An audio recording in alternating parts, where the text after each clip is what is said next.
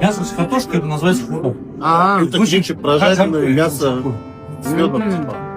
Мешался. Вы делали? Наши повар. Ну что. Sayın Abukaysi Umancı. Ну что, Şef-повар из Azerbaycan'ı. Elin. Elin. Sen kimdi adam söyledi ki adı ismin Elin'di. Ben tanıdığım. Bizim Londra seferimiz var. Elim ben. Çok ziyalı bir insan. İkinci iki. Bu bir ay arasında 2 tane bela yaşamış. Ömür bu etkilemiş. Ben de arasında.